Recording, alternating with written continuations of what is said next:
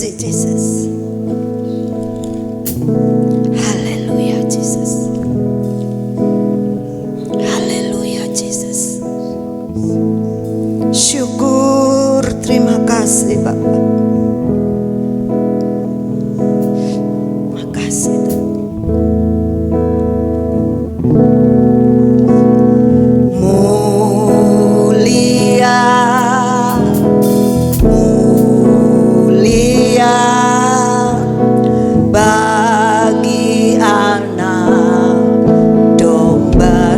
Bapak Ibu bangkit berdiri. Mulia, mulia bagi anak domba, sebab Engkau mulia dan layak dipuji.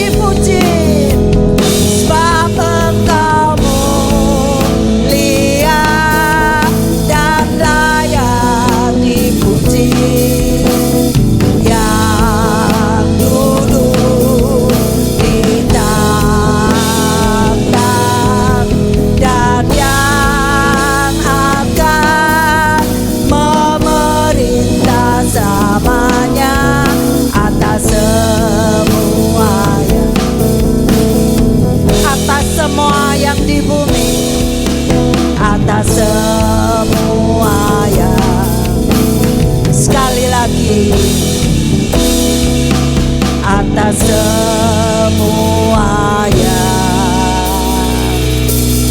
di bumi.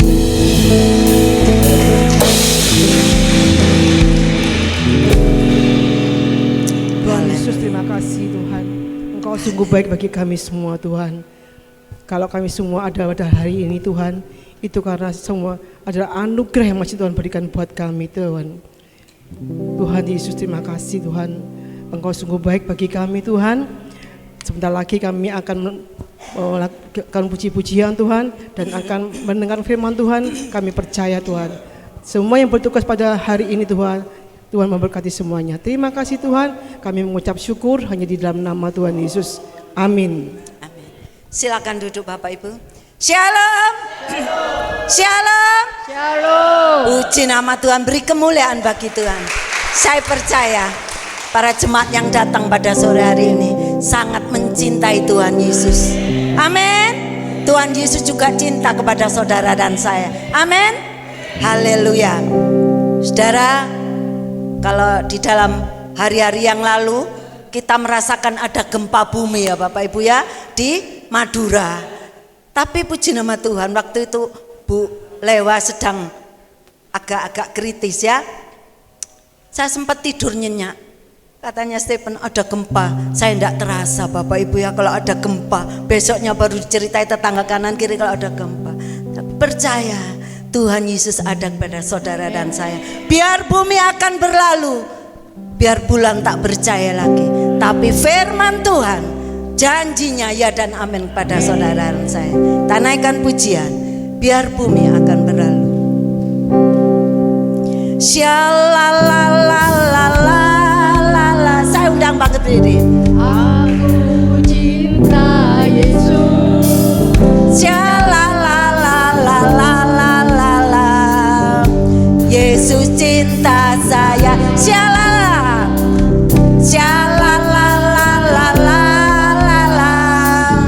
Saya cinta Yesus. Shalalalalala. Siapa? Biar bumi akan biar bulan tak bercahaya lagi, biar matahari tak bersinar lagi, tetapi Tuhan Yesus tak pernah ingkar janji. Amin. Pasti akan digelar. Biar bumi akan berlalu, biar bulan tak bercahaya lagi, biar langit akan bergoncang, matahari tak bersinar lagi, tetapi Tuhan Yesusku tak pernah ingkar janji. Semua yang difirmankannya pasti akan digenapi. Shalalalalala. Saya cinta Yesus. Shalalalalala. Yesus cinta saya. Shalala. Shalalalalala. Saya cinta Yesus. Shalalalalala. Yesus cinta saya. Sekali lagi. Shalalalalala. Saya cinta Yesus. Shalalalalala.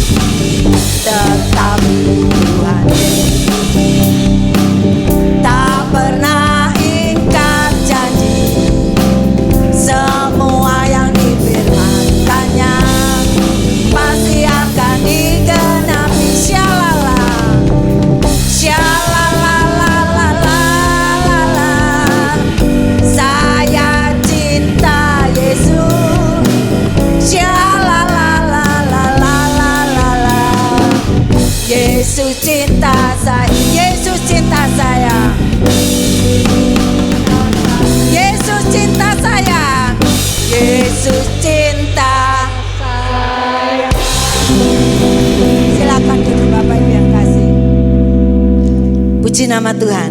Mari kita sambung lagi dengan pujian Oh Tuhan pencipta langit dan bumi.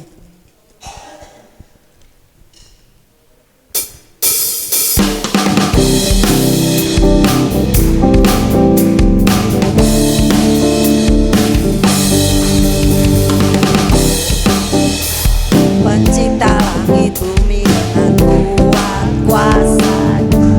Oh Tuhan pencipta langit bumi dengan kuat tangan-Nya.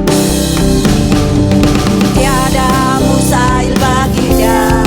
Oh tiada mustahil bagi Dia. Gagah perkasa penasehat Dia.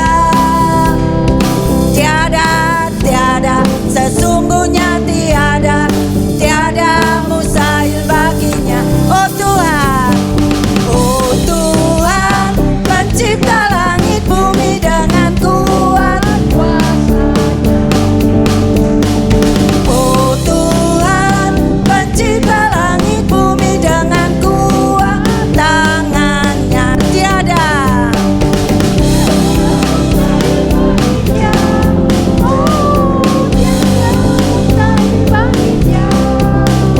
gagah perkasa penasehat Dia.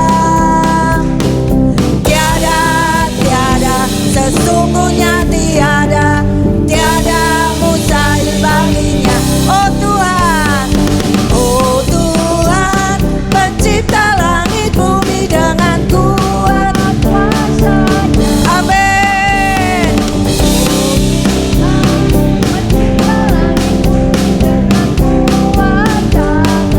Tiada yang mustahil. Oh tiada gagah perkasa penasehat Dia. Tiada sesungguhnya tiada mustahil baginya. Tiada mustahil baginya. Tiada mustahil baginya. Puji nama Tuhan. Bapak Ibu yang kekasih, sungguh ya Bapak Ibu, pujian ini mengatakan tiada yang mustahil bagi Tuhan Yesus. Bapak Ibu ya, kami percaya Tuhan ada di tengah-tengah saudara dan saya. Haleluya, haleluya, haleluya. Jesus, Engkau Bapa yang baik. Lalu sebentar kita akan terima firman Tuhan. Di depan saudara dan saya ada perjamuan asa yang kudus. Kita persiapkan hati-hati kita untuk menerima tubuh dan darah Yesus. Haleluya Jesus. Haleluya. Saya undang Bapak Ibu bangkit berdiri. Kita naikkan pujian Kau berfirman.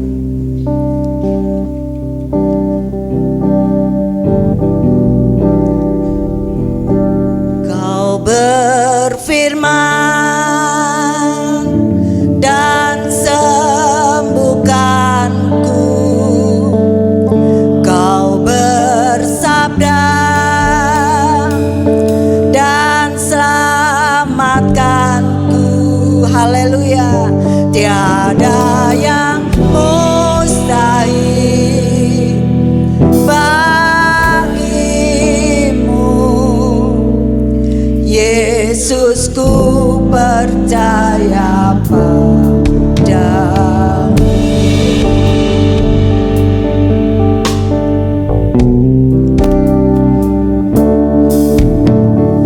Apapun yang terjadi dalam hidupku ini, tak pernah ku ragukan kasih-Mu Tuhan. Benar Bapa, lewati yang tinggi dalam lembah yang curam, tak pernah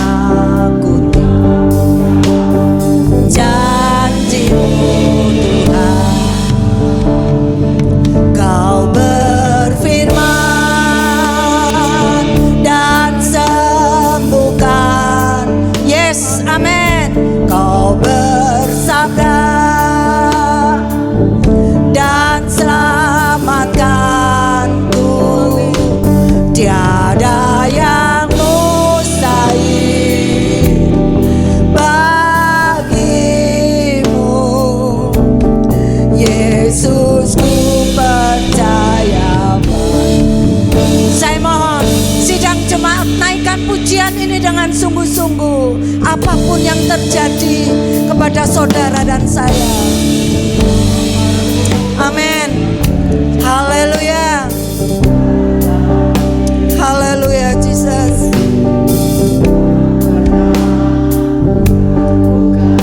Terima kasih Tuhan. Terima kasih Bapa. Haleluya.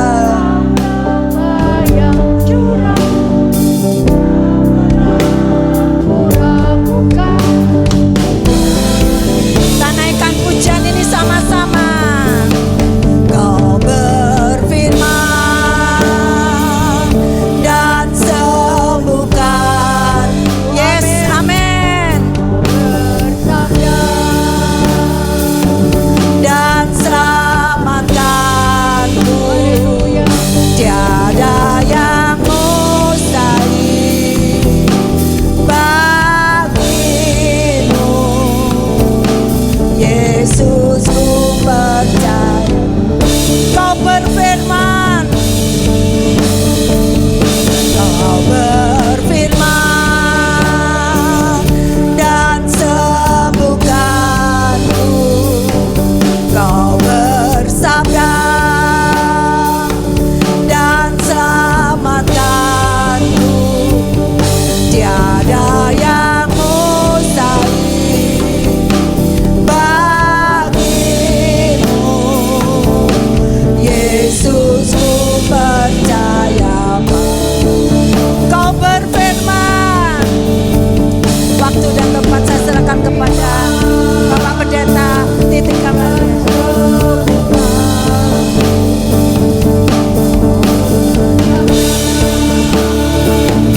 Dan sembuhkan. Tiada yang mustahil bagimu, Yesus ku percaya padamu.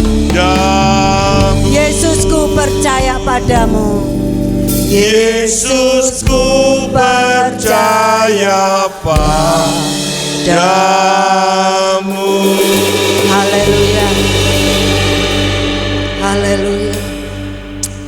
Haleluya. Saat kita menyanyikan pujian ini, Haleluya Jesus. ada satu kekuatan Haleluya Jesus. Glory, glory, glory. di mana saat kami berkata Glory, glory. tiada yang mustahil bagi Tuhan. Amin. Rasanya ada sesuatu yang sangat luar biasa. Terima kasih Bapak. Tetapi dalam kehidupan kami, Terima kasih. sesungguhnya kami seringkali goyang. Bahkan kami seringkali meragukan akan Engkau Tuhan. Malam hari ini kami mau diajar kebenaran firman-Mu. Di dalam hati kami yang seringkali menggoda kami untuk ragu, bahkan untuk khawatir akan Engkau, akan kehidupan ini. Hendaknya melalui kebenaran firman malam hari ini boleh kami dicelikan, sehingga pada saat kami menyembah-Mu, pada saat kami menyanyikan pujian ini, kami betul-betul memaknai di dalam hati kami dengan benar. Allah Roh Kudus, bekerjalah bagi setiap pribadi kami.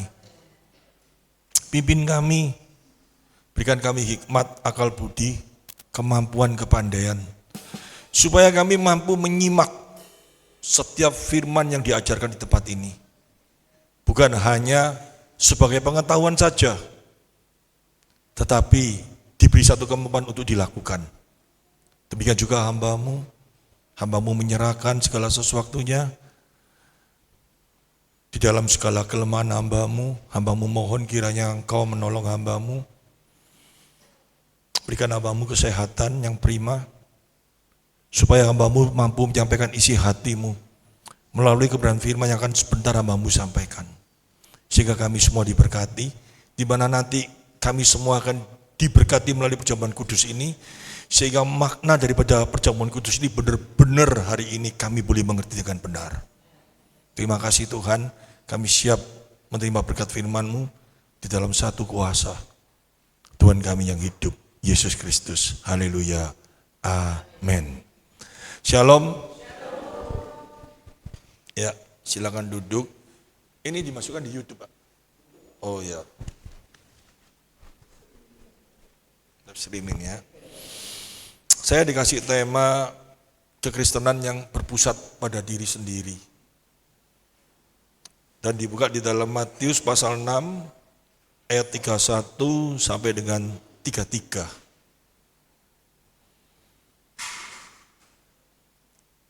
Semuanya tenang dulu. Hari ini kita mau belajar firman Tuhan. Kita benar-benar mau mengerti kenapa ya di dalam kehidupan kita mengiring Tuhan sering terjadi kekhawatiran. Dan yang terutama tujuan daripada kita menjadi seorang yang mengaku sebagai pengikut Kristus itu karena apa? Karena hari-hari ini saya seringkali mensurvei orang yang sudah mengaku dirinya sebagai anak Tuhan. Tetapi sesungguhnya gak ada bedanya dengan orang yang belum mengenal Tuhan. Hatinya, menghadapi kehidupan, cara beribadahnya, pandangannya kepada Tuhan, gak ada bedanya dengan mereka yang di luar, yang belum mengerti dan yang belum menerima kasih karunia. Semua pernah khawatir? Ya. Jadi coba kita buka dalam Matius pasal 6 ayat 31 sampai 33. Saya kalau gini gak bisa turun ya. Nanti gak bisa lihat ya. Ini harusnya dimundurkan sedikit jadi saya bisa turun. Karena saya sudah tinggi, kasihan jemaat nanti lihat saya gini. Mulai cengeng kepala di sini. Ya, mundur. Jadi saya turun aja. Aduh. Ini biasanya sering olahraga.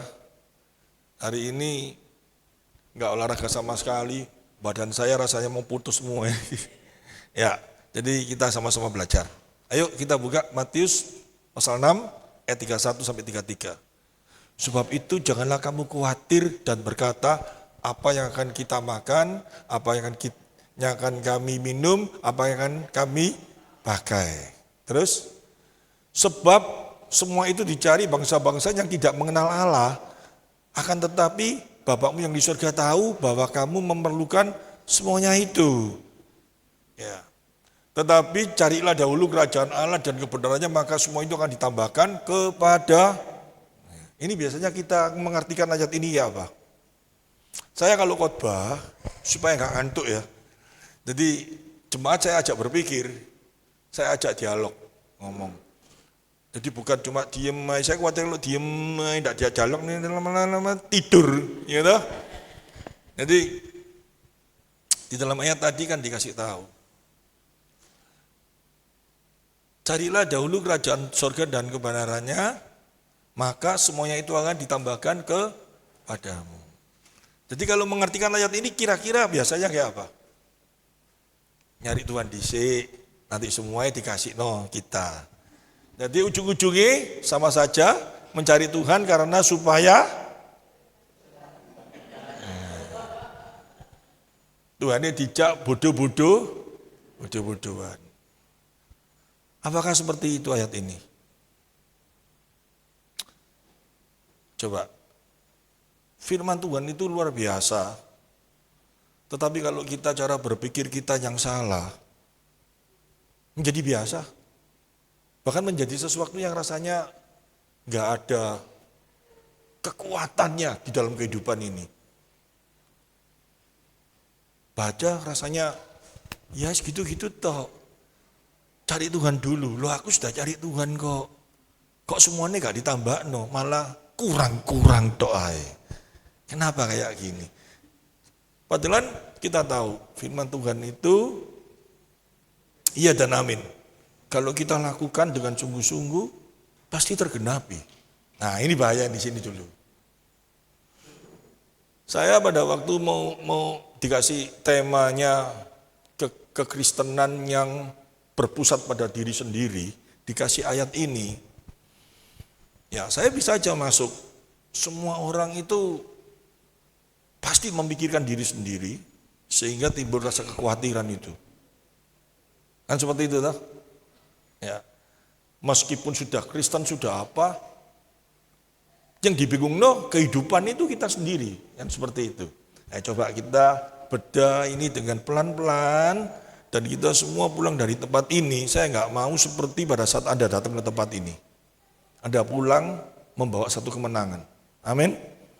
Anda pulang membawa berkat sesungguhnya melalui ibadah itu apa?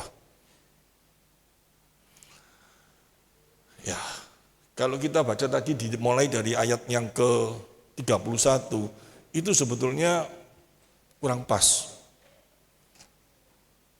Kurang pas saya ngomong. Karena di ayat yang di atas-atasnya itu sangat luar biasa sekali untuk menjelaskannya. Dimulai dari ayat 19 sebetulnya. Karena kalau kita melihat ayat 31 itu dalam satu perikop dimulai dari ayat 25. Coba ayat 25-nya dia diangkat dulu. Dikeluarkan dulu. Ayat 25.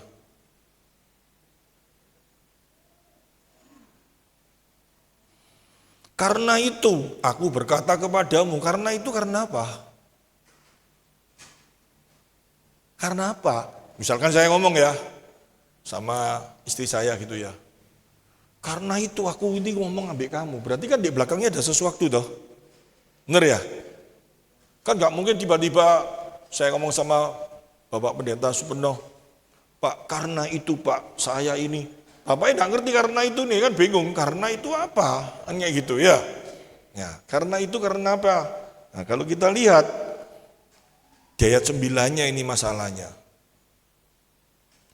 Janganlah ayat 19. Janganlah kamu mengumpulkan harta di bumi. Di bumi ngengat dan karat merusaknya dan pencuri membongkar serta mencurinya. Terus? Tetapi kumpulkanlah bagimu harta di surga. Di surga ngengat dan karat tidak merusaknya dan mencuri tidak membongkar serta mencurinya. Terus? Karena itu di mana hartamu berada, di situ juga hatimu berada. Mulai hati. Ya. Terus kita lihat lagi. Sampai dengan ayat 24, enggak apa-apa. Santai saja. Mata adalah pelita tubuh. Jika matamu baik, teranglah seluruh tubuhmu. Tadi saya jelaskan satu-satu ya. Jika matamu jahat, gelaplah seluruh tubuhmu. Jadi jika terang yang ada padamu gelap, betapa gelapnya kegelapan itu. Terus, mengabdi kepada dua tuan, karena jika demikian ia akan membenci yang seorang dan mengasihi yang lain, atau ia akan setia kepada yang seorang dan tidak mengindahkan yang lain. Kamu tidak dapat mengabdi kepada Allah dan kepada Mamon. Jadi tidak boleh cinta uang, harus cinta Tuhan toh. Berarti sama uang nggak boleh seneng ya. Di tempat sini sama nggak seneng duit.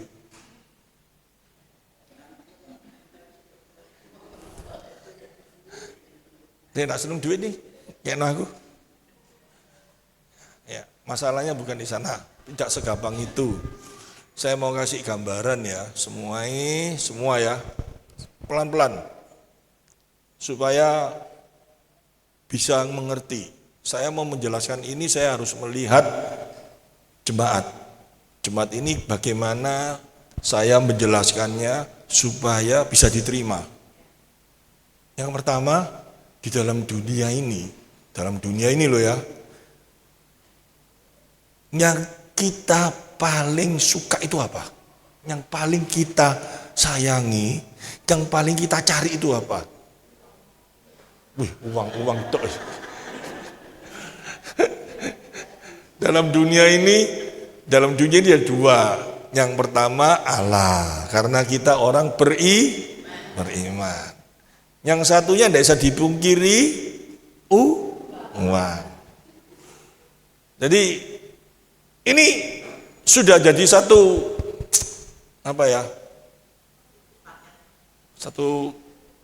satu paket dalam kehidupan ini. Tapi tidak boleh diajarkan dalam ayat ini, kamu gak boleh condong hanya ke uang. Karena kalau kamu condong yang ke uang, satu akibatnya apa? Saya pelan-pelan kok, saya kasih ngomong semua ya.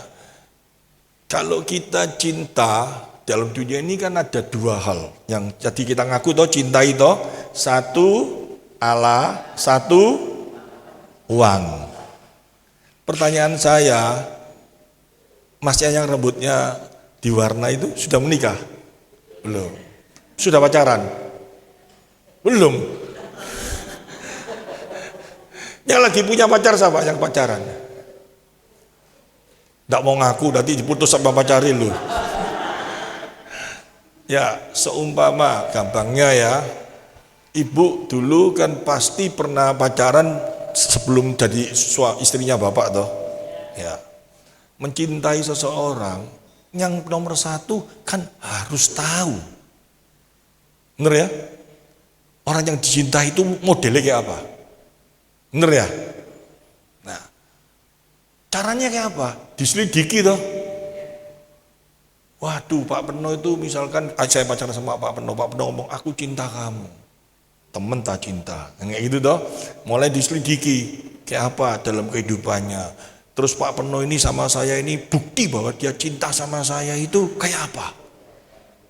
Apa yang dilakukan? Kan kayak gitu toh. Sekarang saya punya anak saya ngomong, Pak aku pacaran sama itu, dia cinta sama aku Pak, dia mau kawin sama aku Pak. Bukan, oh anakku payu kayak gitu tuh. Saya cinta sama anak saya ingin tahu orang yang mencintai anak saya ini apakah betul-betul mencintai anak saya. Buktinya apa? Wah ternyata dia sudah mempersiapkan untuk anak saya ini. Dia bekerja, dia lakukan semuanya dalam hidupnya tujuannya untuk anak saya. Itu bukti bahwa dia betul-betul cinta anak saya. Betul ya? Bahwa orang itu betul-betul cinta saya sama istri saya ini ya. Saya ngomong sama istri saya, aku sayang mbak kamu cinta. Gak mungkin deh, oh iya cinta ya wis, kan gak mungkin gitu dah. Dulu waktu pacaran dia kepingin tahu, dites, dicari dulu, betul tak cinta? Nek cinta kan aku mesti berusaha untuk membangun masa depan bersama dia. Betul ya? Cirinya apa kalau manusia? Kerja. Ya toh, supaya besok dalam keluarga ada. Berusaha bagaimana untuk melakukan segala sesuatu supaya dalam cinta saya itu terwujud. Kan seperti itu. Nah, pertanyaan saya, Anda tadi cinta Tuhan? Cinta Tuhan enggak? Lo ditakoki wedi kabeh gak wani ngomong. Cinta. Sudah nyelidiki? Tuhan cinta Anda? Cinta. Sudah tahu? Buktinya apa kalau Tuhan cinta Anda?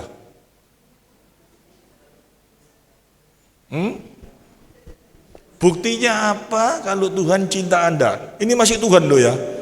Nanti saya tanya uang loh.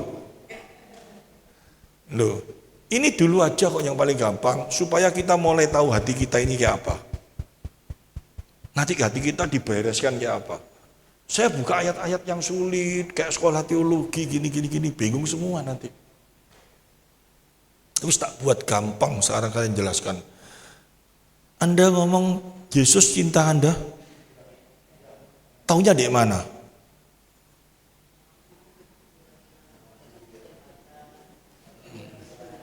Ya, dikasih kesehatan, diberkati, di apa lagi, di apa yang menjadi hidup ini dicukupkan.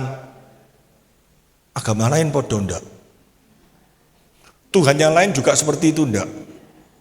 Loh, Tuhan yang lain juga kayak gitu loh. Mereka ibadah ke Tuhan lain itu merasa bahwa mereka juga diberkati, mereka juga dikasih kesehatan, mereka juga dikasih segala sesuatunya.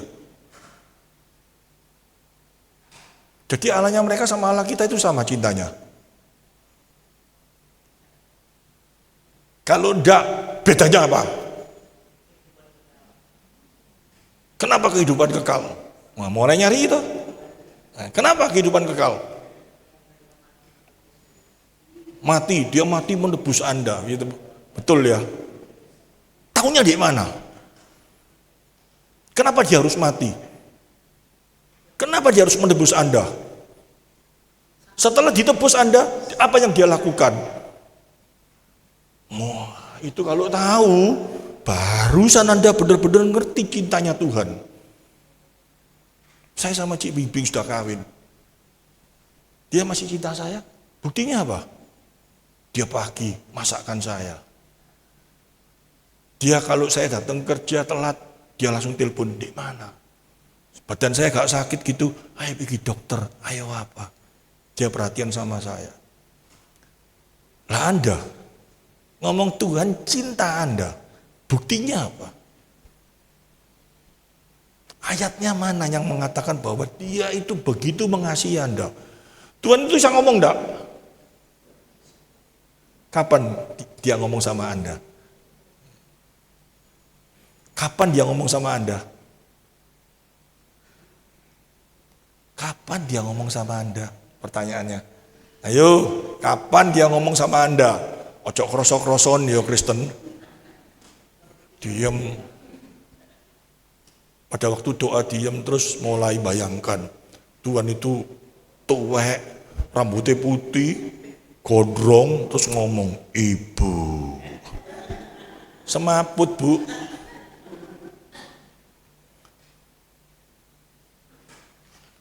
Allah itu begitu mengasihi kita. Dan dia caranya dia menyatakan kasihnya kepada kita itu kayak apa? Nah ini saya mulai cerita. Ini ungkapan kasih Tuhan di dalam hati kita. Nah ini sekarang saya mau masuk. Kalau kita ngomong ya, ditanyai orang, kamu punya Yesus yang menyintai kamu? Iya. Buktinya apa? Ya aku dulu hidupku terpuruk. Setelah aku ke gereja, aku sekarang enak. Dulu aku sakit, setelah aku doa sembuh. Mereka agama lain, mereka ngomong podo ae lah. Aku ya kayak gitu. Ada satu perbedaan. Satu rahasia. Nah, kalau tak ngomongin gini kan semua gak tidur toh. Penasaran toh? Yang cinta Tuhan pasti penasaran. Tapi yang gak mau cinta Tuhan gak reken. Bener toh? Yang cinta Tuhan kepingin tahu, di mana sih? Mosok salah? Gak kalau kayak gitu. Kalau yang tadi itu Bu ya, yang kalau ngomong kalau Tuhan cinta saya itu aku diberkati, aku dikasih kesehatan, keluargaku dijagai. Gak ono bedoi ambik nang gunung Kawi. Kenapa kayak gitu? Saya masih ingat dulu mama saya pergi ke Gunung Kawi sama saya. Ma, opo ke Gunung Kawi? Opo kok sembayang? Katanya orang-orang, nek ngasih sesajen gini, nanti bisa diberkati. Mama tahu siapa sing disembayangi? Garu. Pokoknya katanya orang-orang nek kita ngasih sesajen, kita merok selamatan, nanti kita diberkati, dikei selamat. Tapi sing disembah, kalau tahu ke Gunung Kawi, kalau mau masuk tempat pesantren harus berangkang apa? Siapa? Nggak tahu. Mama saya. Podoy enggak sama orang-orang ke gereja? Orang gereja situ loh kalau berdoa, kalau sungguh-sungguh diberkati. Datang di gereja, gereja kan apa? Katanya kalau ibadah nanti diberkati. Yang memberkati siapa? Tuhannya kayak apa? Gak tahu. Kayak gitu semua enggak? Payah loh manusia ini, betul enggak ya? Padahal ini sekarang saya mau masuk. Cintanya Tuhan sama makhluk yang namanya manusia itu dia utarakan segala sesuatunya di dalam firman-Nya. Tuhan itu menulis surat cinta kepada kita. Firman Tuhan ini diberikan untuk siapa? Untuk orang yang dipilih, untuk orang yang menerima anugerah, bukan semua orang. Bagi mereka yang dikasihi. Amin. Ini surat cinta loh. Kalau saya ngomong ini surat cinta ini. Surat cinta Allah kepada orang yang dikasihi. Gak semua orang. Saya buktikan. Semua percaya, semua agama mengakui bahwa Allah itu adalah pencipta.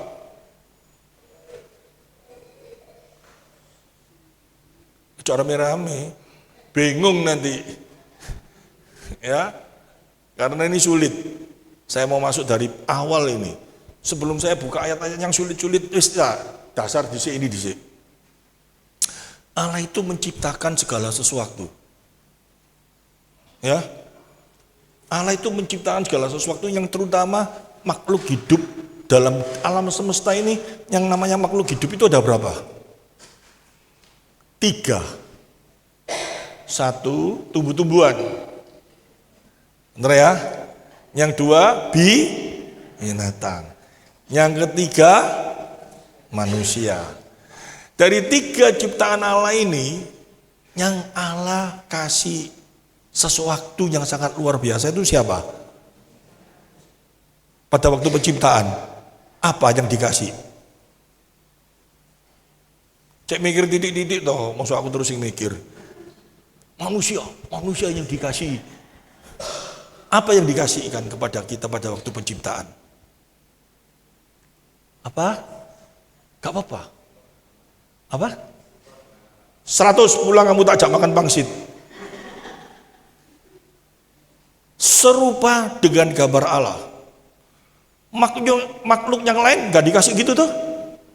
Artinya apa? Spesial itu toh. Ya, enggak apa-apa. Saya kasih masuk lebih dalam lagi.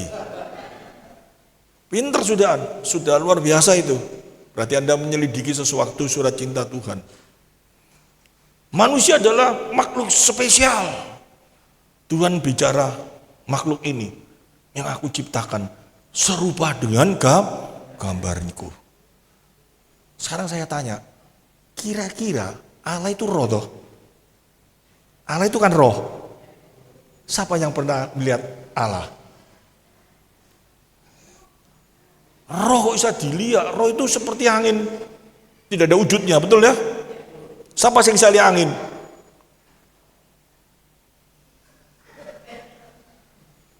Tapi siapa yang bisa merasakan angin? Bisa merasakan angin? Dari apa? Ojo ambue lo ya. Ini loh. Ada tuh angin? Ya.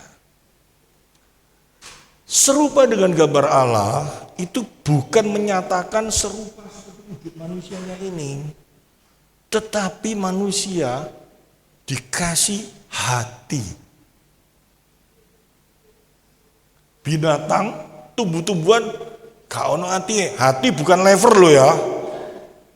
Hati itu dikatakan, hati itu Tuhan berbicara, makhluk manusia ini pada waktu diciptakan dihembuskan nafas Allah, diberi roh, diberi pribadi. Hati, bahasa Jawa itu batin. Gampangnya apa? Pak Peno sama saya, dia nyakiti saya. Maksud saya ngomong, aku disakiti pikiranku sama Pak Peno. Kan gak ngomong kayak gitu loh. Hatiku loro, disakiti, ngerti? Ya, aku jatuh cinta sama dia, pikiranku jatuh cinta enggak, hatiku jatuh cinta, hati. Benar ya? Waduh, mulai itu makhluk lain tidak ada. Ini makhluk yang sangat Tuhan kasih, dikasih hati. Seperti Allah. Allah memiliki pribadi. Allah memiliki hati. Perasaan. Benar ya? Manusia dikasih hati. Manusia jatuh dalam dosa. Hatinya rusak. Hatinya dosa. Di dalam Kejadian pasal 3, setelah jatuh dalam dosa, berlanjut di Kejadian pasal 4, Kain dan Habel, dikatakan apa? Kain, hatimu menjadi panas dan gak enak kalau melihat adikmu diberkati. Betul gak? Pertanyaan saya, kalau sama Tuhan manusia semua dikasih hati yang seperti itu rusak, kira-kira di gereja ini orang-orang ini modelnya apa? Hatinya kalau sudah rusak, dendam, mangkel gitu tok isine. Bukannya kere-keran. Nih ibu rasanya ini kayak apa ya? Dicelakai. Semua seperti itu. Allah tahu. Maka dari itu, hati yang sudah rusak seperti itu, Tuhan dikasih namanya hati nurani. Dengan hati nurani itu, manusia bisa berbuat baik enggak? Bisa. Waduh, manusia itu bisa baik luar biasa, itu Tuhan loh. Kenapa dikasih hati nurani? Nek gak ono hati nurani, tawuran tok, gegeran tok, gak ada damai, gak ada satu kebaikan. Dengan adanya hati nurani menjadi satu keteraturan. Benar ya? Kalau orang sudah lakukan hal yang jahat, hati nurani ini gak ono hati nurani. Benar tak? Jahat koyok binatang, gak ono hati nurani. Betul gak? Nah, hati nurani itu bisa baik luar biasa gak? Bisa. Ada orang yang mulai kecil dididik menjadi baik, sangat luar biasa baiknya. Saking baiknya dikatakan dalam 1 Korintus pasal 13 ayat yang ketiga, keluarkan. 1 Korintus 13 ayat yang ketiga.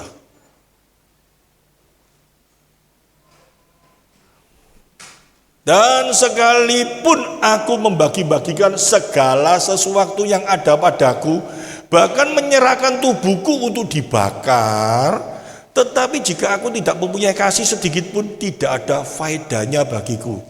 Ngerti ayat ini? Ada orang yang saking baik hati sampai rela memberikan segala sesuatu yang dia miliki. Ada orang model kayak gitu? Ada loh. Bapak ini pendidikan hukum ya, Bapak mesti tahu yang namanya Mahatma Gandhi, tokoh India itu. Itu saking baik jadi orang loh ya. Apa yang dia miliki dikasih orang semua. Bahkan dia melihat rakyat India itu pada waktu itu sengsara. Dia makan dan minum satu hari cuma 3 sendok dan minum air itu cuma berapa teguk, supaya dia jauh harus lebih kurang daripada orang yang paling miskin. Tuhan ngomong apa? Orangnya kayak gitu bisa masuk surga? Bahkan ada orang saking baik ya, sampai rela mati bagi orang lain. Ada loh. Ada itu di tradisi lagi di India dulu, kalau suaminya mati dibakar, istrinya ini ikut dibakar, loncat. Tapi tradisi itu sudah tidak boleh sekarang. Tapi Tuhan ngomong apa? Mati yang kayak gitu itu modelnya kayak apa? Dengan hati nurani yang baik itu apa? Sia-sia. Gak ada gunanya. Gak ada nilai kekalnya. Buktinya apa? Kalau kita lihat di ayat yang ke-1, 1 Korintus 13 ayat 1. Sekalipun aku dapat berkata-kata dengan semua bahasa manusia dan bahasa malaikat, tetapi jika aku tidak mempunyai kasih, aku sama dengan gong yang berkumandang dan canang yang bergemincing. Artinya ya apa? Tadi yang main drum, ya, kalau simbal itu dipukul bunyi gak? Ding, semua orang tahu toh. Bisa bunyi terus? Berhenti toh, hilang toh? Berarti kalau kamu berbuat baik sebaik apapun juga, tanpa kasih Kristus yang ada dalam hidupmu, gak ada nilainya.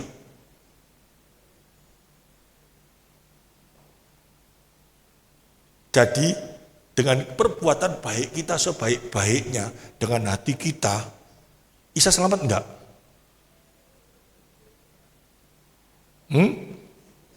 Gak bisa. Manusia berusaha untuk berbuat baik, betul ya? Manusia berusaha untuk melakukan hal yang baik, tapi hatinya yang paling dalam ada sesuatu yang rasanya gak klop jian, gak bisa membuat manusia itu selamat. Allah tahu gak hal ini? Tahu. Dikasih hati nurani itu tujuannya masih supaya bisa ada keteraturan, tetapi bukan jalan keselamatan. Nah, manusia itu sudah rusak kayak gitu. Sama Allah dikasih hukum, namanya hukum apa? Hukum Taurat dulu. 10 perintah Allah. Nah, 10 perintah Allah diberikan tujuannya apa? Supaya manusia itu sadar bahwa manusia itu adalah manusia yang berdosa. Ngerti ya? Kalau nggak ada hukum, dikatakan di dalam kitab Roma, mana bisa orang dihukum? Bapak ini seorang ahli hukum. Kalau nggak ada undang-undang, mana bisa orang dihukum? Nggak bisa. Ada undang-undangnya barusan bisa dihukum. Kalau nggak ada undang-undang, nggak bisa dihukum. Hukum Taurat ditulis dengan satu tujuan, supaya manusia sadar bahwa manusia ini adalah orang berdosa. Tidak ada jalan nih. Bingung enggak semuanya? Bingung. Kayak apa ini? Nah, Allah itu luar biasa. Pada waktu menciptakan manusia, dia tahu manusia akan menghadapi ini semua. Dia tahu. Oleh karena itu dalam 1 Petrus ditulis, Yesus ditentukan sebagai korban sebelum manusia diciptakan. Dia sudah tahu. Yesus sudah ditentukan sebagai penebus sebelum manusia jatuh dalam dosa. Itu cinta Tuhan kepada kita. Kenapa kok perlu Yesus? Nah ini, kenapa kok harus ada Yesus dalam hidup kita? Nah kembali lagi. Ini konsentrasi pasti hilang lah.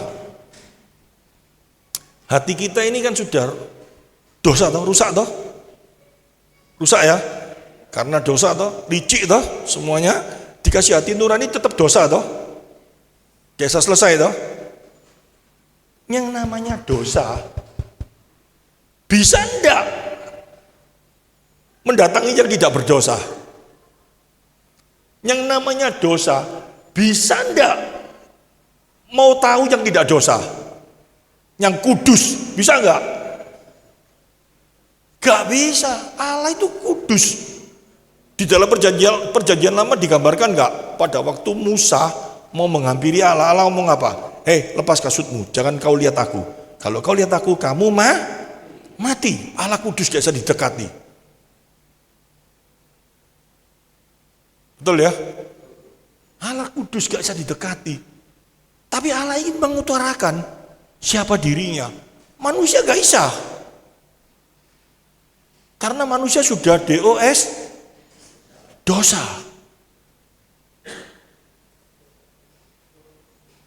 Nah caranya kayak apa? Supaya manusia itu bisa tahu Allah. Makanya satu-satunya kalau kita kepingin tahu siapa itu Allah, harus mengerti tentang firman Tuhan. Karena firman Tuhan ini adalah pernyataan Allah atas dirinya. Tapi manusia sudah dosa, mau kepingin tahu siapa itu Allah, tidak bisa. Ditulis di dalam 1 Korintus, Stephen mungkin tahu ya, apa yang tidak pernah dilihat, apa yang tidak pernah didengar, semua ditambahkan bagi setiap orang yang mengasihi Dia.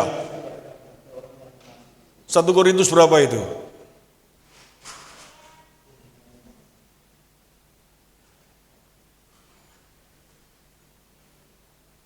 Ojo pendeta itu sih nyari ayat, ayo. Jemaatnya harus nyari. 1 Korintus berapa itu?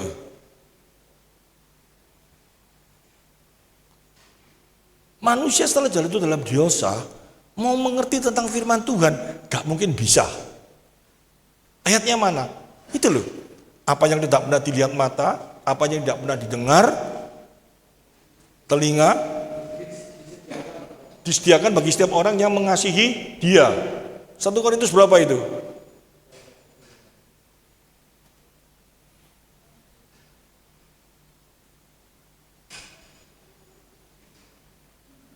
Satu Korintus dikeluarkan. Ayo, sak gedung kalau sing tahu, ayo cepet-cepetan, sing ketemu dhisik. Apa yang pernah dilihat mata, apa yang tidak pernah dilihat telinga, tetapi ada tertulis apa yang tidak pernah dilihat oleh mata dan tidak pernah didengar oleh telinga dan tidak pernah timbul dalam hati manusia, semua disediakan Allah untuk mereka yang mengasihi Dia. Konteksnya ini apa sih? Rasul Paulus itu loh, dia pergi ke jemaat, ada yang nuduh, oh Rasul Paulus ikut khotbahnya itu untuk cari keuntungan, khotbahnya itu gini. Rasul Paulus ngomong, yang saya khotbahkan itu yaitu firman Tuhan. Firman Tuhan itu yang sesuatu yang tidak bisa dimengerti bagi setiap orang yang tidak mengasihi Tuhan. Nah, ini agak berat, Anda harus cepat bisa menerima. Dikatakan di dalam kitab Roma pasal 3, tidak ada seorang pun yang mengasihi Allah karena dosa. Benar ya? Kalau kita bisa mengasihi Allah, itu karena kita mendapat kasih karunia.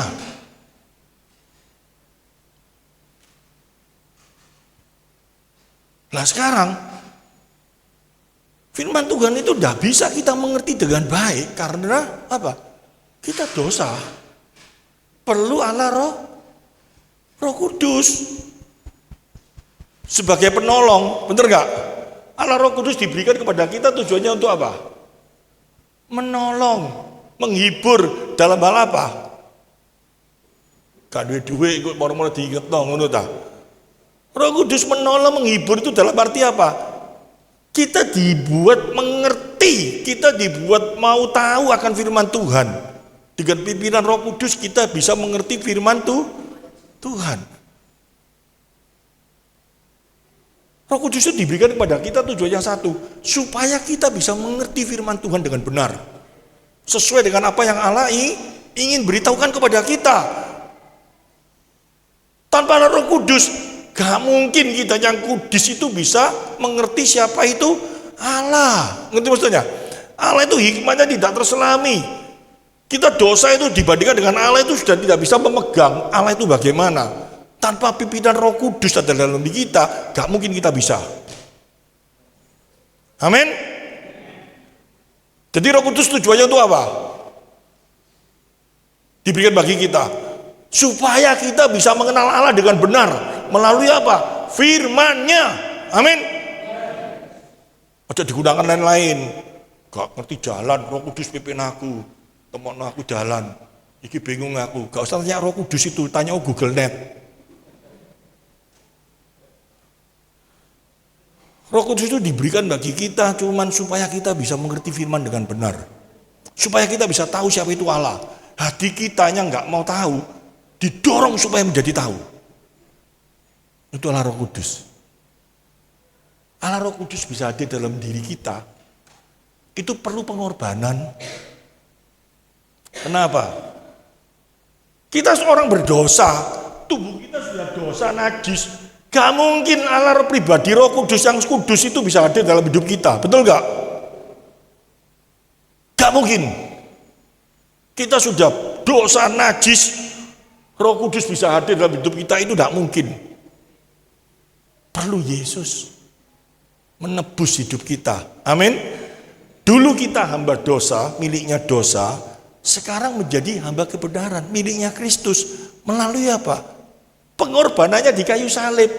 Dia mati di kayu salib supaya kita yang kudus, kita yang dosa itu dibuat menjadi benar, menjadi kudus oleh kematiannya. Amin. Sehingga saat aku percaya, 1 Efesus pasal 13, saat itu juga Roh Kudus dimeteraikan dalam hidupku. Amin. Jadi yang membuat Roh Kudus hadir dalam hidup kita itu siapa? Karena aku hidup suci sehingga Roh Kudus mau. Gak iso. Hanya kamu percaya kepada Yesus, saat itu juga Roh Kudus hadir dalam hidupmu. Amin. Nah ini dimengerti dhisik, gitu loh. Untuk hal yang seperti ini, itu tanda cinta Tuhan. Dia mau mati bagi kita, dia memberikan hidup bagi kita, supaya kita bisa menerima kekudusannya, supaya kita bisa menerima kuasanya. Roh Kudus hadir sehingga kita bisa mengerti siapa itu Tuhan dalam hidup kita, dan kita terselamatkan. Oleh karena itu, nanti kita masuk dalam perjamuan. Tuhan ngomong toh, setiap kali kamu makan, kamu minum, menjadi peringatan akan aku. Akan apa? Kasihnya Tuhan, ngerti? Dia mengasihi kita, dia mati untuk kita loh. Kalau tanpa dia, kita semua gak bisa kenal Tuhan.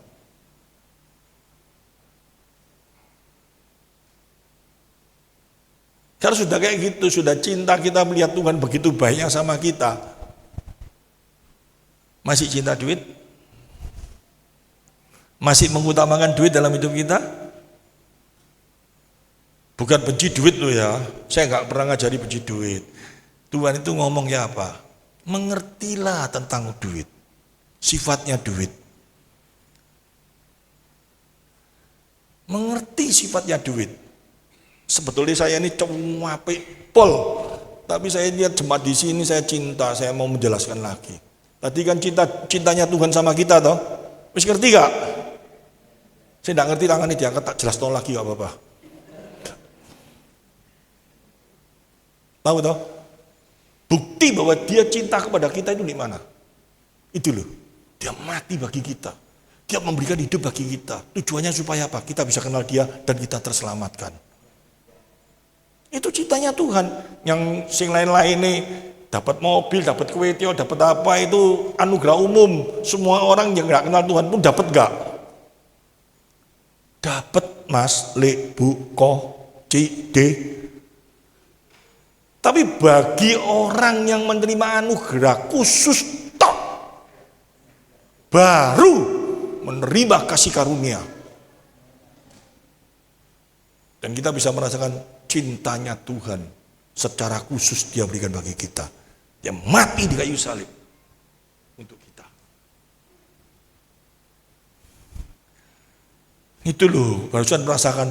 Nah sudah merasakan kayak gitu, betapa besarnya cinta Tuhan. Kalau dia gak mau mati bagi kita, kayak apa? Ada firman Tuhan yang ngomong toh, ada orang yang ngumpulkan duit saking banyaknya, bangun gedung sakit nih supaya bisa terkumpul lah hartanya. Tuhan ngomong apa? Enggak bengi kon tak celuk. Ya toh? Apa sih yang kamu bawa? Padahal dia ngomong apa? Pada waktu ngumpulkan dia ngomong apa? Hartaku banyak. Puaslah jiwaku, tenanglah karena hartaku banyak. Betul toh? Dibujui sama duit. Karena dia tidak kenal duit. Nah ini sekarang, tadi tak kenal Tuhan. Sudah kenal Tuhan sekarang? Ngerti? Cintanya Tuhan? Ojo ngomong cintanya Tuhan di bodoh nombek cintanya Tuhan di Gunung Kawi lo ya. Lagi lo ya, awas lo ya. Aku ngomong capek-capek gini terus pulang. Kenapa kamu kok ngomong cinta Tuhan? Iya aku diberkati, amin gak apa-apa. Tapi bukan itu satu-satunya, betul ya? Kita bisa merasakan cintanya Tuhan itu karena apa? Kalau tanpa dia mati di kayu salib, tanpa dia memberikan hidup bagi saya, dia rancangannya yang begitu indah bagi saya bisa merasakan kasih yang begitu besar dalam hidup saya. Amin. Ini dhisik loh. Datang di gereja itu sih dipegang, itu sih betul. Tapi datang itu masuk di gereja, bukan Tuhan aku diberkati loh Tuhan, bukan. Tapi masuk ke gereja karena sudah menerima berkat sesungguhnya. Sudah menerima kasih karunia keselamatan. Sudah menerima hal yang tidak mungkin bisa kita kerjakan. Sudah diberikan bagi kita. Itu makna ibadah yang sejati. Roma pasal 12 ayat 1. Oleh karena itu, persembahkanlah tubuhmu sebagai persembahan yang kudus, yang berkenan di hadapan Allah. Itu adalah ibadahmu yang sejati. Ada di atasnya ada kata-kata oleh karena itu. Karena apa? Kita diharuskan mengerti mulai pasal 1 sampai pasal 11. Karya roh Allah, karya roh kudus, karya Allah bekerja bagi kita supaya kita bisa kenal Tuhan, supaya kita bisa tahu Tuhan, supaya kita terselamatkan. Itu dijelaskan semua dari pasal 1 sampai pasal 11. Sehingga pasal 12 yang ngomong karena itu, karena Allah sudah begitu baik, sudah memberikan segala sesuatu bagi kita. Gak tahan aku gak mempersembahkan seluruh hidupku, hatiku untuk Tuhan. Ngertos? Tos itu ayo. Nah ini paradigma yang ini harus dimengerti dengan dulu. Jangan sampai kita ibadahnya seperti agama-agama lain. Kita bukan agamawis, tapi kita pengikut Kristus. Nah sekarang mengenai duit toh. Mengenai Tuhan sudah kenal toh? Sudah kenal toh mengenai Tuhan? Ngerti ya kasihnya Tuhan. Nah sekarang hati kita belajar mengenai duit.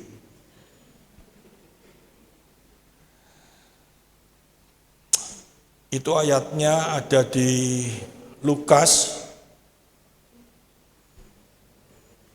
ya, aku kok lupa itu. Sing tentang ada hakim yang jahat, sejahat-jahatnya hakim itu terus digerusui sampai perempuan itu, sampai orang. Bukan bendahara, bendahara. Ada bendahara yang nggak jujur, terus ketahuan korupsi. Nah, supaya dia takut nanti dipecat, dia pakai cara-cara tertentu. Ayatnya di mana itu ya? Bendahara yang tidak jujur. Lukas pasal 16 ya. Lupa. 16 ya. Ya dikeluarkan coba bendahara yang tidak jujur. Nah, tadi tak belajari tentang ya. Tadi tentang Allah ngerti ya. Sekarang sudah mengerti toh? Sekarang saya ajari. Supaya hati kita ini jadi ngerti. Jadi ibadah kita ini betul-betul berpusat kepada Allah, bukan berpusat kepada diri kita sendiri, sudahan. Kalau kita ngerti ini. Sekarang kita lihat. Dan Yesus berkata kepada murid-Nya, ada seorang kaya yang mempunyai seorang bendahara. Kepadanya disampaikan tuduhan bahwa bendahara itu menghambur-hamburkan miliknya. Korupsi gitu loh ya. Terus lalu ia memanggil bendahara itu dan berkata kepadanya, apakah yang ku dengar tentang engkau, berilah pertanggung jawab atas urusanmu, sebab engkau tidak boleh lagi bekerja sebagai mau dipecat. Terus bendahara itu kayak apa? Kata bendahara itu dalam hatinya, apakah yang harus aku perbuat? Tuanku memecat aku dari jabatanku sebagai bendahara. Nyangkul aku gak iso. Ngemis aku malu, karena dia biasa di kantornya pakai AC tuh. Jadi gak bisa nyangkul, ya. Terus aku tahu apa yang akan aku perbuat supaya apabila aku dipecat dari jabatanku sebagai bendahara, ada orang yang akan menampung aku di rumah mereka. Dia mulai pakai siasat. Kayak apa? Ada orang yang utang 10, suruh nulis jadi 5. Utang 8, disuruh nulis jadi ya jadi 3, jadi berapa gitu toh. Terus Tuhan ngomongnya apa? Coba kita lihat. Terus cepet aja langsung. Terus Terus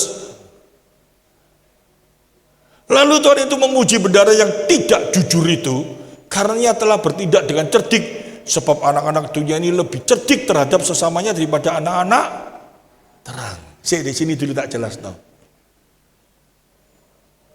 Ini mau mengatakan ya, orang harus betul-betul kenal duit, ngerti duit itu apa, gitu loh. Karena orang tuh merasa bahwa duit itu biasanya kita seolah-olah ngerti gak? Kalau duit aku soro, cuma gitu toh pikiran itu. Sama lagi, ayo coba mikir sekarang. Ini ada duit itu bisa membuat aku sembarangi beres, betul ya? Apalagi coba, pikir loh disik. Nanti tak jelas toh, dibujui gak duit itu? Coba pikir dulu semuanya. Ayo, iya ini ada duit soro. Duit itu yang membuat aku seneng.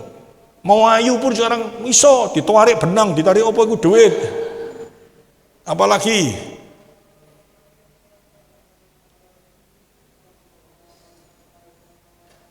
sekarang terus tadi yang ayat tadi terus 9.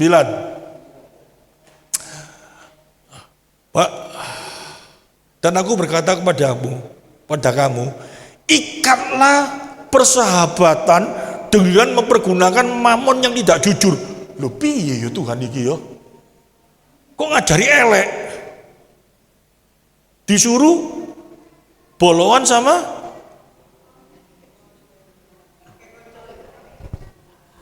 ayo, kok elek ya ngajari Tuhan? Ayat sing angel gini, wis gak usah dipelajari, wis ditutup aja, gak dapat berkat kamu. Padahal mau diajari kayak gini loh. Orang dunia aja kan pinter. Dia mau dipecat, dia tahu caranya. Wah, dengan duit ini dia nanti bisa untuk jalan. Gitu toh. Karena dia tahu sifatnya duit. Anak-anak Tuhan ini rasanya kayak tahu, sok tahu, tapi sebetulnya on. Rasanya enggak lah, saya melayani Tuhan dengan sungguh-sungguh. Saya enggak mau duit, saya benar-benar sudah ngerti. Saya bawa uang itu tidak bisa dibuat apa-apa. Tapi uteknya duit terus. Karena tidak tahu sifat uang sesungguhnya. Padahal dikasih apa di sini?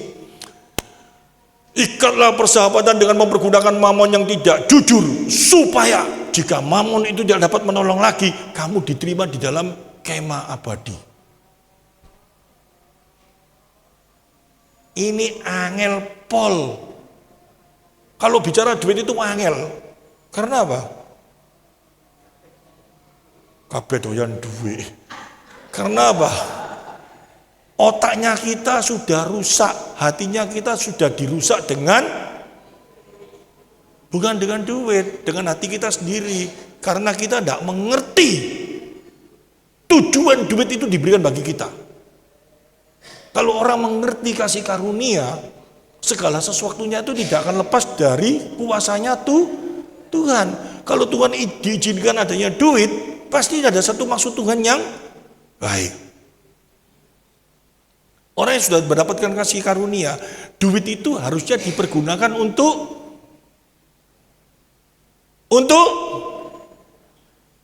memuliakan Tuhan. Nanti kadang ngerti tuh, memuliakan Tuhan itu kayak apa? Di gondang gereja, enakan Stephen. Saya langsung ngomong kayak gitu. Kasih perpuluhan duit, kasih nomor perpuluhan kabeh, itu ajaran salah juga. Bukan seperti itu. Tapi duit itu dipakai di dalam Roma pasal 12 ayat 1 itu loh. Kita bekerja dengan satu tujuan. Sekarang saya memetik satu-satu. Bapak bekerja dengan satu tujuan apa? Dapat duit toh. Duit yang didapat itu digunakan untuk apa? Menyekolahkan anaknya. Supaya anaknya pandai. Dengan kepandaian itu anaknya bisa memuliakan Tuhan. Dengan adanya duit itu diberikan kepada istrinya. Supaya istrinya tahu bahwa aku sebagai imam yang bertanggung jawab, aku harus bekerja, diberikan kepada istriku. Istriku sejahtera. Soal besar kecilnya itu bukan ukuran. Jumlahnya bukan ukuran. Yang membuat kita bahagia bukan jumlah, sebanyak apa, tetapi tujuan daripada apa yang kita miliki itu untuk Tuhan. Maka engkau akan sejahtera. Tapi kan banyak dibojui semua tuh, dirusak semua tuh otaknya. Kalau duitnya tidak banyak tidak bisa sejahtera. Kalau duitnya tidak banyak tidak bisa enak. Siapa ngomong duit banyak bisa enak? Ada orang punya duit sak gedung. Tiba-tiba dikasih tahu kena kanker stadium 4. Bisa tenang? Ayo, duitmu kekno kabeh, tetep kon amblas. Bener gak? Duitmu sak gedung. Tiba-tiba barusan tahu aku suamiku bojone telu ndek ngarep. Iso tenang? Enggak bisa. Uang bukan segala-galanya. Uang bukan bisa membuat kita menjadi tenang. Tetapi uang itu sering menggoda kita, membujui kita enggak? Oleh karena itu dikatakan bersahabatlah dengan mamon yang tidak jujur. Mamon itu uang itu memang enggak jujur, tapi kamu harus bersahabatan. Bersahabat itu artinya apa? Saya ini sahabat sama Pak Superno, tapi aku gak kenal. Masuk sahabat? Namanya sahabat kan tahu. Oh, Pak Superno itu senengannya mangan rujak, mangan apa tahu semua toh. Itu baru sudah disebut sahabat. Hendaknya kita benar-benar tahu fungsinya duit, tujuannya duit yang kita pegang itu untuk apa. Orang itu aneh loh ya. Punya duit 1 juta, gitu, dengan punya duit 100.000, kalau dibuat makan tetap warga. Toh. Nah sekarang pertanyaan saya, kamu setiap hari pokoknya duit di dompetmu ini 100.000 cukup untuk makan tetap ada. Ya. Pokoknya untuk makan tetap ada. Dengan yang satunya itu dapat 10 juta, setempo gak dapat, setempo gak dapat. Lebih senengan mana? Tergantung kan gitu. Karena enggak kenal. Padahal tujuannya duit itu apa? Untuk makan ada, untuk keperluan apa? Ada, siap ada terus. Kan perkuliahan duit itu kan untuk itu toh. Bukan harus banyak. Itu khawatir yang tadi dikatakan. Nah, sekarang kalau mau masuk di dalam Matius pasal 6 itu, jangan kamu khawatir. Karena tidak akan menambah satu hasta tubuhmu. Segala sesuatu itu Tuhan beri. Burung Tuhan pelihara apa? Yang tidak boleh, kekhawatiran yang tidak boleh itu khawatir sing model apa?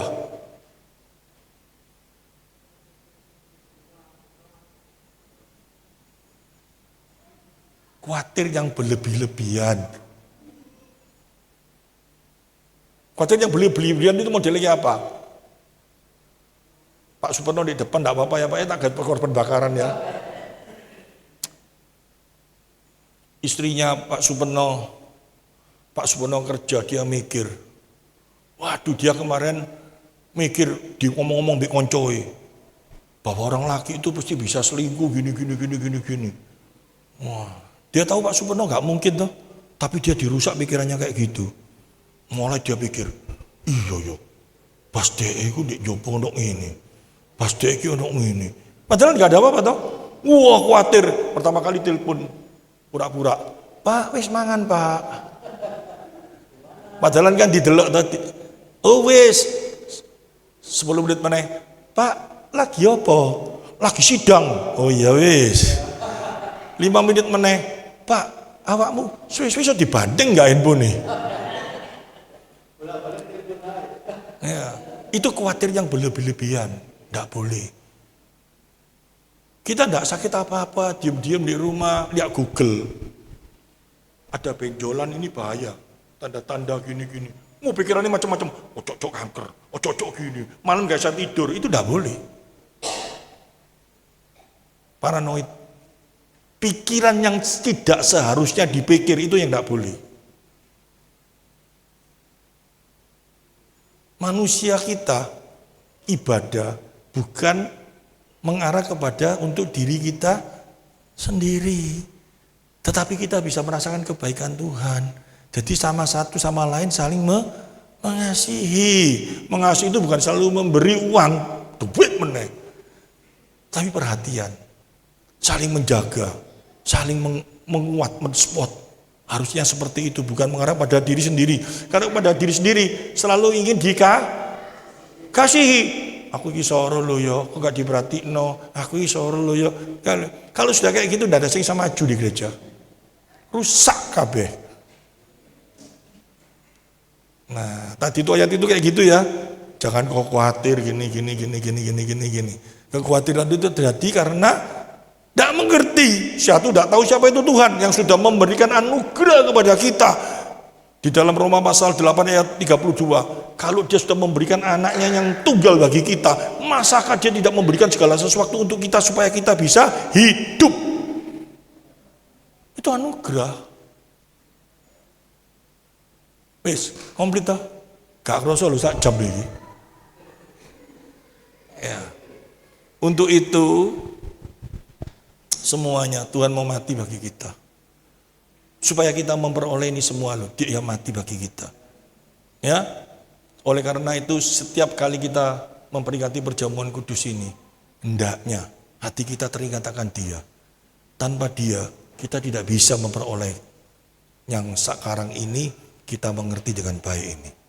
Mari kita tundukkan kepala.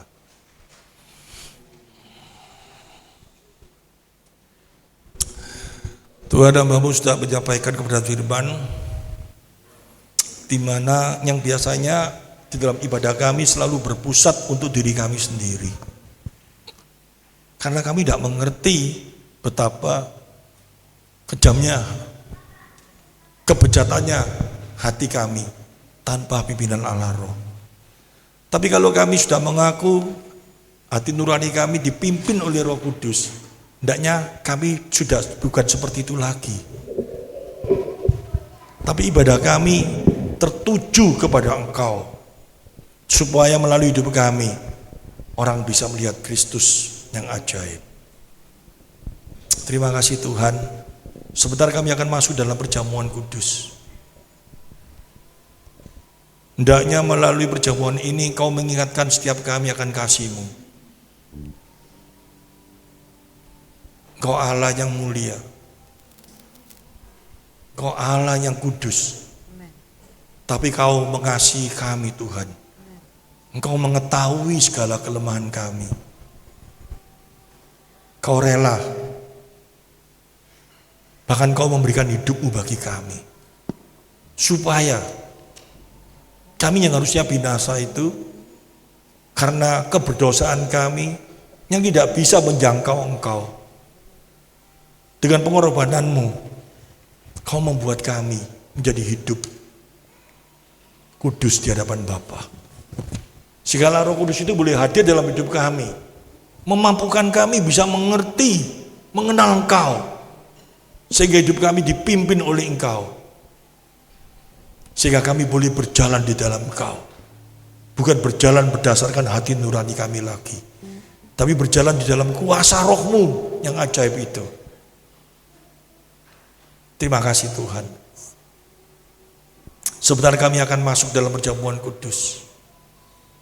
Hamba-Mu berdoa, kuduskanlah roti dan anggur yang melambangkan tubuh dan darah-Mu ini. Sehingga saat kami nanti makan dan kami minum, membangkitkan satu kekuatan dalam kehidupan iman kami. Ada satu kesatuan di dalam tubuh Kristus boleh nyata. Kasih-Mu hadir dalam hidup kami. Tuhan berkati roti dan anggur ini.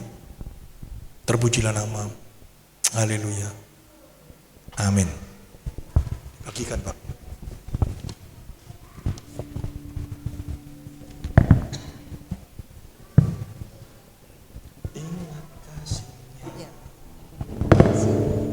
Mari kita naikkan pujian, ingat kasih-Nya.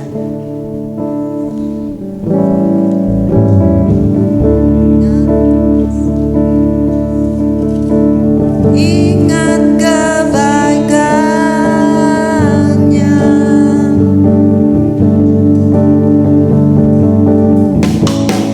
dan anugerah-Nya.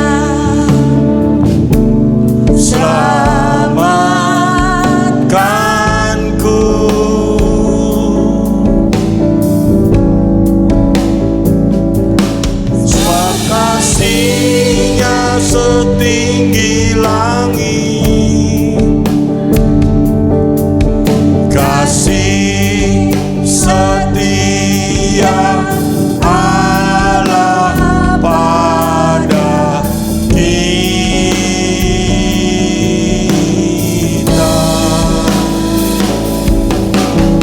besar kasih Allah pada kita. Takkan lupa.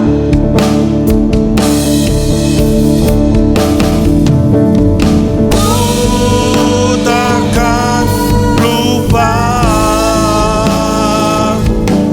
kasih-Nya.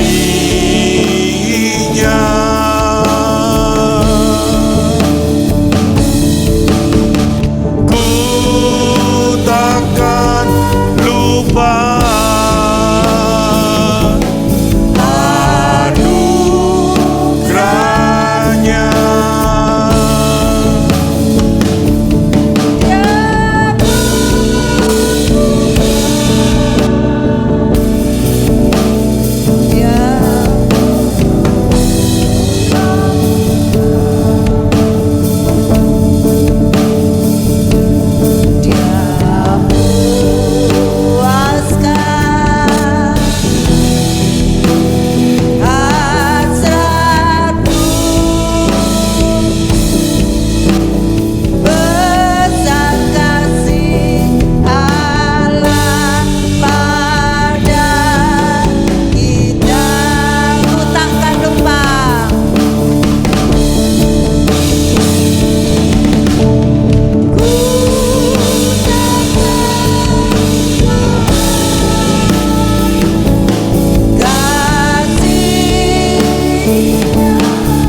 Saya undang jemaat bangkit berdiri.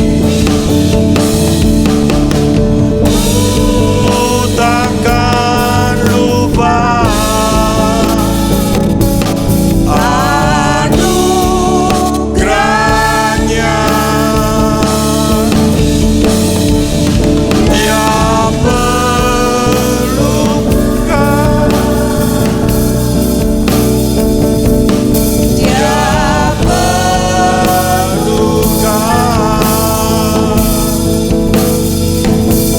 Dia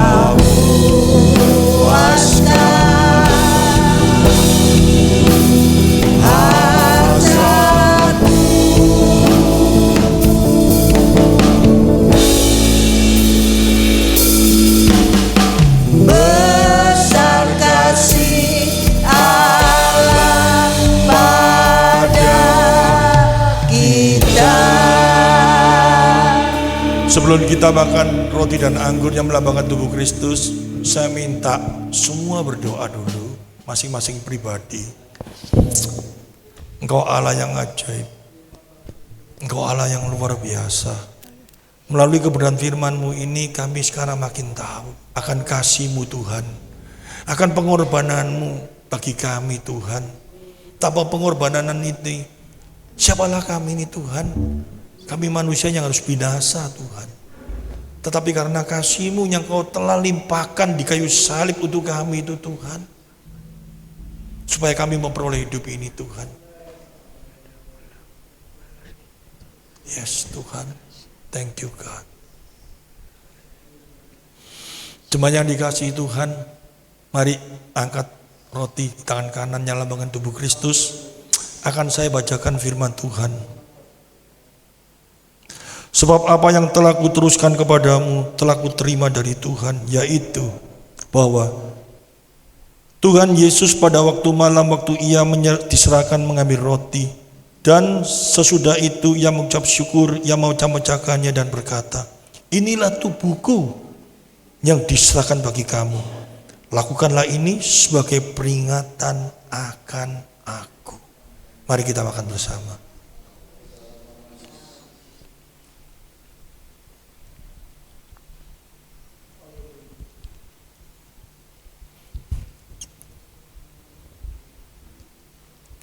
Mari kita angkat cawan dengan kanan. Saya akan bacakan firman Tuhan. Demikian juga Ia mengambil cawan sesudah makan, lalu berkata, cawan ini adalah perjanjian baru yang dimeteraikan dengan darahku. Lakukanlah ini setiap kali kamu meminumnya menjadi peringatan akan aku. Mari kita minum bersama.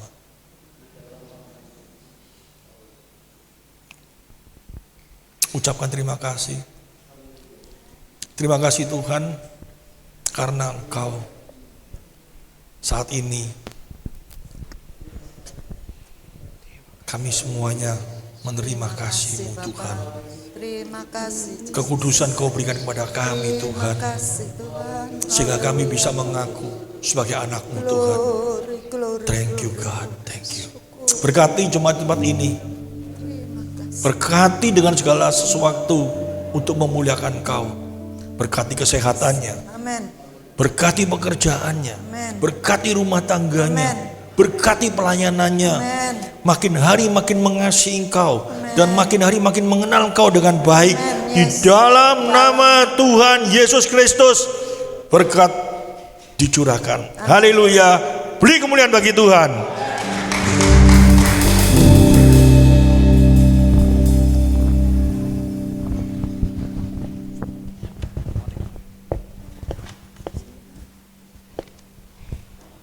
Puji nama Tuhan. Saya ucapkan terima kasih kepada Bapak Pendeta Titi Gamaliel yang sudah menyampaikan kebenaran firman Tuhan. Saya percaya semua terberkati oleh firman. Loh, gak ada yang angkat tangan. Semua diberkati oleh firman Tuhan. Amin. Amin. Terima kasih. Tuhan memberkati dalam pelayanan Bapak, dalam rumah tangga Bapak, juga dalam pelayanan Bapak. Terima kasih. Sebentar kita akan memberikan persembahan yang dijalankan 2 kali.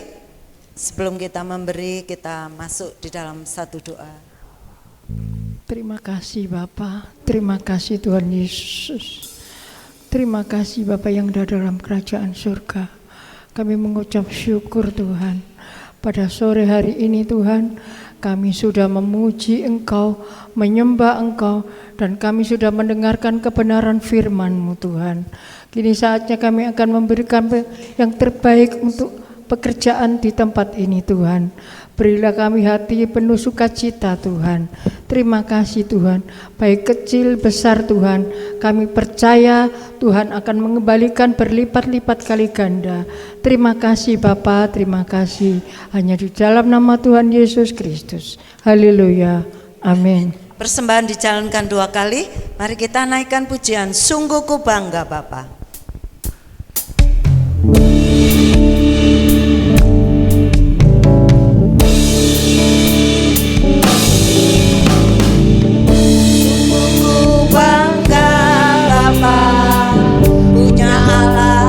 Seperti Engkau, sungguh ku bangga Yesus atas segala pengorbananmu.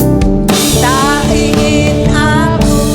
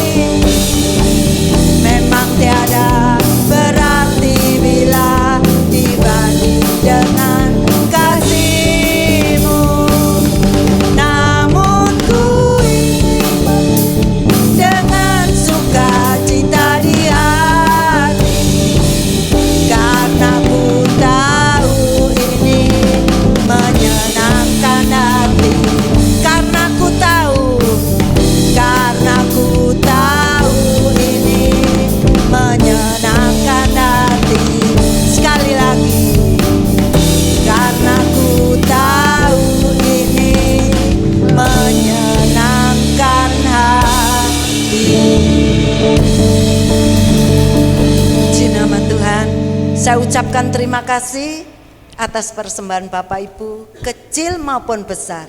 Kalau kita memberi dengan sukacita, akan mendatangkan berkat Amin. bagi saudara saya. Amin. Amin. Amin. Puji nama Tuhan.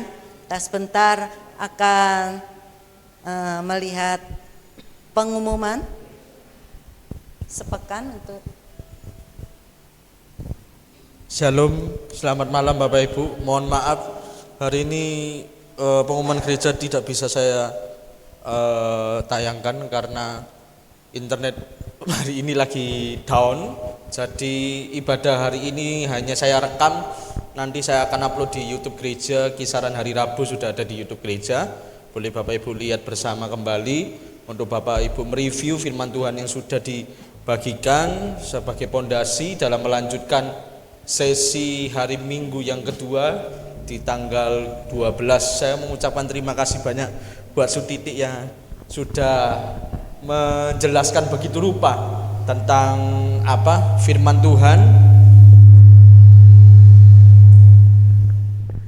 Tuhan yang sudah dibagikan dengan 3 paradigma, 3 konsep yang harusnya mengubah konsep hati kita, pusat hati kita kepada Tuhan, bukan kepada diri kita sendiri. Karena bulan ini kita akan membahas tentang hati manusia yang rusak dan Injil Kristus yang mengubahkan hidup kita. Nah, itu nanti akan kita pelajari selama bulan Oktober ini. Jadi bulan Oktober ini dua kali minggu akan berbicara tentang hati manusia yang rusak. Lalu nanti 2 minggu yang akan datang akan berbicara tentang Injil Kristus yang mengubahkan kita semuanya. Jadi tanggal 12 kita akan dilayani oleh hamba Tuhan dari GMS Cempaka Surabaya, yaitu Evangelis Rinaldi Rizal, dengan tema bukti hati yang ada dalam Kristus. Jadi nanti hari Rabu saya bisa upload firman yang hari Minggu ini untuk Bapak Ibu review kembali, untuk kita masuk ke dimensi yang selanjutnya, yaitu bukti hati yang ada dalam Kristus. Tapi sebenarnya tadi sudah dijelaskan satu titik. Ya kita lihat ya, sebenarnya tadi sudah. Saya kok sudah di start ya. Tapi kita lihat kira-kira Roh Kudus akan berbicara apa lagi di minggu yang kedua. Lalu minggu yang berkatnya double. Minggu ketiga kita akan masuk dalam dimensi Injil, yaitu Pastor Gayustar akan kembali melayani kita semua dengan tema Kristus menolong bagi yang patah dan pudar. Nah, ini masuk ke dimensi Injil, di mana Kristus sebagai penolong bagi kita yang patah dan pudar. Lalu minggu terakhir bulan Oktober kita akan dilayani oleh istri pendeta Juanda, yaitu Ibu Janet, dengan tema kalau tidak salah Injil bukan sekedar khotbah, ya, Injil lebih dari sebuah khotbah, dalam Roma 1 ayat 16 sampai 17. Jadi minggu terakhir akan ditutup oleh Pastor Dr. Janet Evelyn, yaitu istri dari pendeta Juanda, yang akan menyampaikan kebenaran firman Tuhan. Biar firman Tuhan di bulan yang ke-10 ini kita bisa mengalami paradigma yang baru tentang hati kita yang rusak dan Injil Kristus yang mengubahkan hati dan hidup kita. Kita mari belajar bersama-sama. Firman ini bukan hanya untuk jemaat, tapi kita semua, baik kita jemaat, pelayan Tuhan, hamba Tuhan sekalipun, hati kita harus dikoreksi bersama-sama untuk kita ini menaruh pusat hidup kita hanya kepada Kristus. Dan nanti di minggu yang ketiga, 4 kita akan masuk dalam dimensi Injil Kristus. Itu saja yang saya sampaikan. Lalu nanti setelah ini ya betul ya, setelah ini pelayan Tuhan jangan pulang dulu, karena ini udah bulan yang ke-10 dan sudah bulan-bulan sudah menunjukkan akhir belakangnya ber. Kita tahu bersama kalau bulan ber ini bulan kesukaannya orang Kristen, Suditi. Ya, yaitu Natal akan tiba. Jadi saya minta para pelayan Tuhan jangan pulang dulu. Ya, nanti akan ada beberapa hal yang mau saya sampaikan tentang Natal, juga akan mereview lagu Natal untuk Natal kita. Natal kita tahun ini diadakan 2 kali Bapak Ibu, yaitu Natal tanggal 14 Desember minggu yang kedua dengan tema mujizat kehadirannya, yang akan dilayani oleh Pastor David Victor dari GBI Rock Malang. Lalu tanggal 25 Desember hari Kamis terakhir di bulan Desember 2025 itu nanti akan dilayani oleh Pastor Julius Manurung dari GSJA Heart of God ya. Jadi 2 Dua-duanya ini sama-sama dalam komunitas Injil yang saya temukan dalam komunitas City to City Indonesia yang bersama-sama bergabung, saya bergabung dengan City to City Indonesia. Jadi beliau-beliau ini yang mementori saya juga, mementori saudara Yehuda, Pastor Gayus juga ada di dalamnya.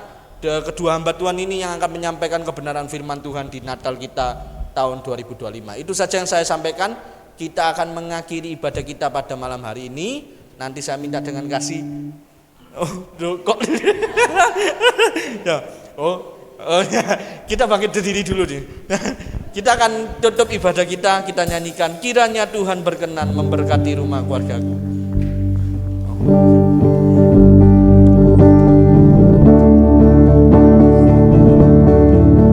Kiranya Tuhan berkenan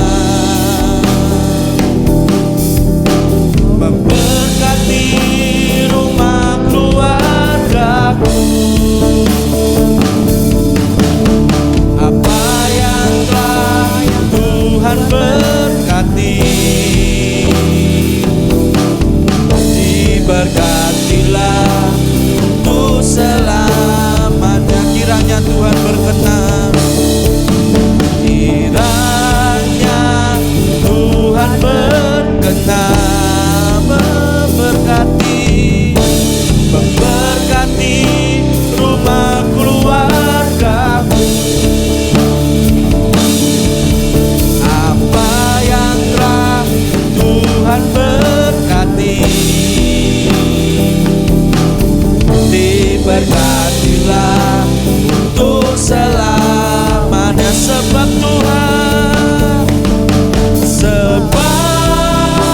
Tuhan melindungi, Tuhan menyinari dengan wajah-Nya.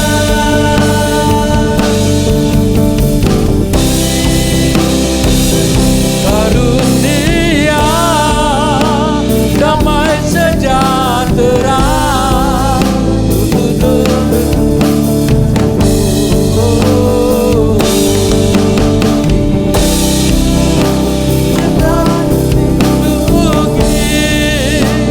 Tuhan mendengar dengan wajah-Nya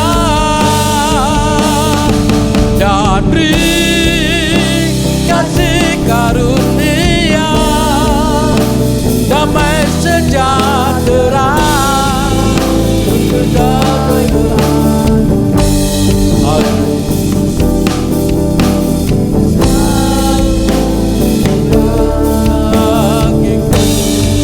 Yesus Tuhan baik bagiku. Haleluya. Bapa Allah di dalam surga, Bapa Allah yang kami kasihi, Bapa Allah yang mengenali isi hati kami Tuhan. Di dalam nama Tuhan Yesus Kristus kami bersyukur karena kebaikan-Mu yang hari ini kami terima. Bahkan dari tahun-tahun yang lalu Tuhan, Engkau mengasihi kami, Engkau memulihkan kami, bahkan Engkau mengasihi hati kami yang remuk, yang banyak dosa Tuhan.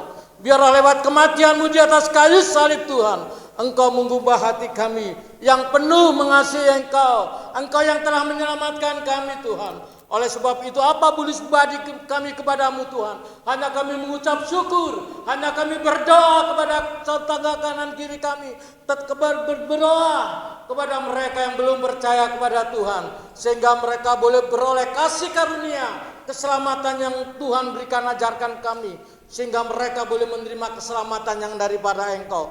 Di dalam nama Tuhan Yesus Kristus juga kami berdoa buat bangsa dan negara Indonesia. Tuhan memberkati presiden, wakil presiden, bahkan eksekutif, legislatif baik yang ada di Jakarta maupun yang ada di daerah, DPR RI, DPR provinsi, DPR daerah. Tuhan kiranya Engkau memberkati mereka, berikan rahmat akal budi, sehingga mereka bisa mengatur negeri ini murah sandang, murah pangan, bahkan ada keamanan di mana-mana, sehingga hanya nama Yesus saja yang dipuji, ditinggikan di Indonesia. Terpujilah namamu Bapa, terpujilah namamu.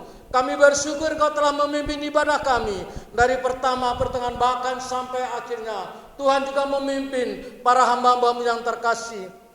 Baik hamba-Mu yang terima tamu, baik hamba-Mu yang pujian, baik hamba-Mu yang menyampaikan firman-Mu.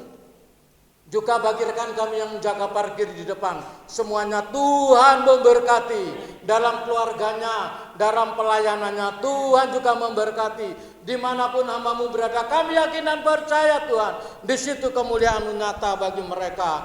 Dalam nama Tuhan Yesus Kristus. Terpujilah nama-Mu Bapa, terpujilah nama-Mu. Sebentar Tuhan kami akan pulang bersama-sama Tuhan. Tuhan tolong ampuni kami. Tuhan tolong, Tuhan berikan kekuatan kepada kami. Sehingga kami boleh membawa berkat daripada Tuhan. Sukacita daripada Tuhan. Tuhan memberkati dan Tuhan melindungi-Mu. Tuhan memberkati engkau, Tuhan menyinari engkau dengan wajahnya dan memberikan kasih karunia di dalam nama Tuhan Yesus Kristus. Pulanglah saudara-saudaraku yang kekasih, bawalah halia berkat daripada Tuhan, kecintaan Allah Bapa di dalam surga dan surga anak-anak yang kudus menyertai saudara dan saya mulai hari ini sampai selama-lamanya. Tuhan datang kedua kali membawa kita, memberkati kita. Haleluya. Terima kasih Bapa, terima kasih Bapa di dalam surga, syukur terima kasih.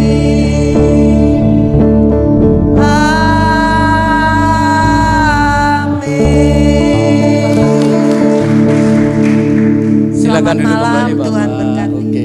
Saya tadi minta maaf dengan Pak Titi. Waktu doa berkat itu gini, saling duding-dudingan gini. Karena beliau lebih senior daripada saya. Beliau adalah gembala di Efrata ya. Puji nama Tuhan, Tuhan memberkati kita sekalian. Amin.